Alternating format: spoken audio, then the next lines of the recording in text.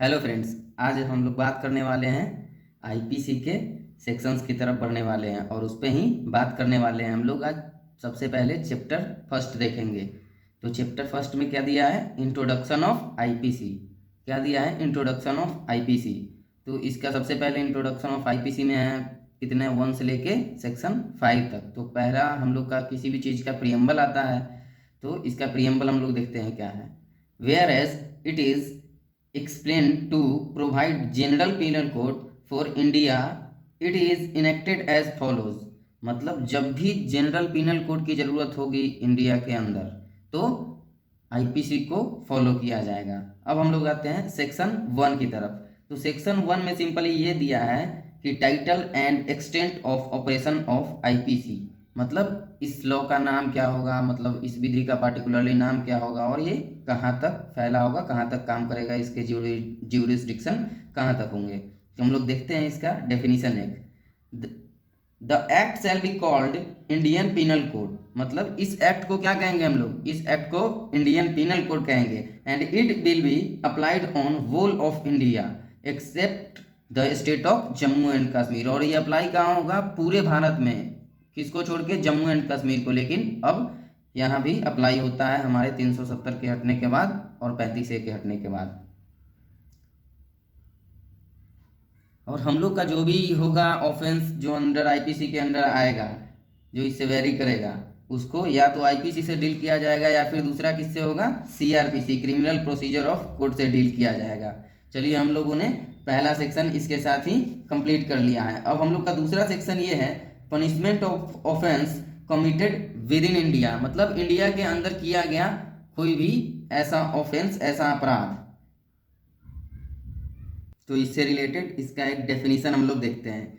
Every person shall be liable to punishment under this code and not otherwise for every act और omission contrary to the provisions thereof which he shall be guilty within India. तो ये simply ये कहने की कोशिश कर रहा है कि हर एक व्यक्ति लाइएबल होगा अंडर दिस कोड, मतलब इस कोड के अंदर, and not otherwise for every act और omission contrary to the provision. मतलब इसके प्रोविजन से जो कॉन्ट्ररी करेगा, मतलब इसके प्रोविजंस के विरुद्ध जो भी होगा, जो भी एक्ट किया जाएगा, उसे क्या होगा? अपराध की श्रेणी में होगा और ये दंडनीय होगा। किसके through? IPC, Indian penal code के थ्रू। इसके 3 इसेंशियल इंग्रेडिएंट्स भी है, तो हम लोग अब देखेंगे तीनों इसके इसेंशियल इंग्रेडिएंट्स। तो पहला इसका है every person is liable under this code. मतलब हर एक व्यक्ति ऐसा होगा जो भारत का लाइएबल होगा अगर इससे कॉन्ट्ररी होगा, अगर इसके विरुद्ध काम करेगा तो। और दूसरा हम लोग का है फॉर एवरी एक्ट और omission contrary to the provisions of this code. मतलब इस कोड के विरुद्ध जो भी होगा वो लाइएबल होगा, सजा का हकदार होगा आईपीसी के थ्रू। तीसरा है विद इन इंडिया, और इंडिया के अंदर मतलब भारत के अंदर किया जाना चाहिए कोई भी अपराध। और case law related to section 2 of IPC, और सेक्शन 2 ऑफ आईपीसी से केस लॉ भी एक रिलेटेड है। बहुत ही फेमस केस लॉ है ये, Mubarak Ali versus state of Bombay, 6 सितंबर 1957 का ये केस है। A foreigner commits an offense within India can be punished as such without any limitation as to his corporal presence in India at the time। मतलब उसका corporal presence होना चाहिए at the time, मतलब वो act India के अंदर करना चाहिए चाहे वो बाहर भी बैठा हो। With in India, with in India का मतलब ये होता है intra territorial jurisdiction of IPC, वो लैंड टेरिटोरी ऑफ इंडिया। मतलब इंट्रा टेरिटोरी मतलब इंडिया के अंदर क्या आता है? तो इंडिया के अंदर वो लैंड टेरिटोरी ऑफ इंडिया, मतलब सारे भूमि जो भारतीय टेरिटोरी के अंदर आते हैं। जैसे इसका है पूरा 12 नॉटिकल माइल्स, 12 नॉटिकल माइल्स के एरिया में जो भी आएगा उसमें अप्लाई होगा। Whole air space over and the area over this, मतलब जो भी एयर स्पेस है भारत के अंदर उसका वो भी आएगा इसके अंदर, इंडिया के अंदर, या फिर इंडिया का कोई भी फाइटर जेट या भी कोई भी फाइटर प्लेन कोई भी उड़ रहा है कहीं पे भी एयर स्पेस पे, तो वो इंडिया के अंदर ही आएगा। अब हम लोग बढ़ते हैं सेक्शन 3 के तरफ। तो सेक्शन 3 में ये दिया गया है कि punishment of offences committed beyond but which by law may be tried within India any person liable by any Indian law to be tried for an offence committed beyond India shall be dealt with according to the provisions of this code for any act committed beyond India the same manner as if such act has been committed within India. मतलब कोई भी व्यक्ति India के बाहर भी अगर crime करता है, इंडिया के बाहर का भी अगर वो क्राइम करता है तो उसे डील किया जाएगा किस सेक्शन से, किस कोड से, इसी कोड से आईपीसी से ही डील किया जाएगा। इसमें कुछ ना खास नहीं। हम लोग आते हैं सेक्शन 4 की तरफ। सेक्शन 4 में ये कहा गया है कि extension of code to extra territorial offence. मतलब भारत का कोई भी व्यक्ति है, वो इंडियन कोई भी व्यक्ति है, वो एक्स्ट्रा टेरिटोरियल मतलब बाहर जाके और कोई भी अपराध कर देता है तो वो भी क्या होगा, इंडिया के ही अंदर आएगा। जैसे इसमें कुछ कंडीशन है। The provision of this code apply also to any offence committed by, 3 है इसमें। पहला हम लोग देखते हैं first, any citizen of India in any place without and beyond India. कोई भी भारत का व्यक्ति होना चाहिए, इंडियन आदमी होना चाहिए जो या तो इंडिया के अंदर हो या फिर इंडिया से बाहर भी हो और क्राइम करे तो वो किसके अंदर आएगा, इंडिया के अंदर ही आएगा। वो भी किससे डील होगा, आईपीसी से ही डील होगा। सेकंड है हमारा, any person on any ship or aircraft registered in India wherever it may B.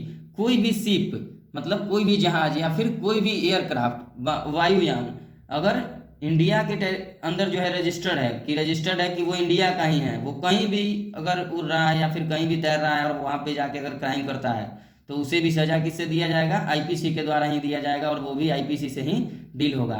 Third है हम लोग का, any person in any place without and beyond in India committing offence targeting a computer resource located in India.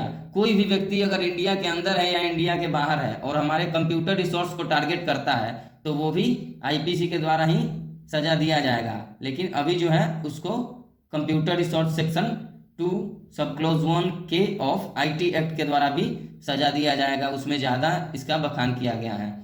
अब हम लोग बढ़ते हैं जल्दी से सेक्शन 5 के तरफ। तो सेक्शन 5 हम लोग का क्या कहता है, certain laws not to be affected by this act. मतलब कुछ लॉज ऐसे हैं जो इस एक्ट से अफेक्टेड नहीं होते हैं, जिस पे अप्लाई नहीं होता है। तो हम लोग देखते हैं कि कौन से हैं जो जिन पे ये अप्लाई नहीं होता है आईपीसी इंडिया के अंदर भी। तो आइए हम लोग देखते हैं इसके definition. Nothing in this act shall be affect the provisions of any act for punishing mutiny and destruction of officers, soldiers or airmen in the service of government of India or the provisions of any special और local law।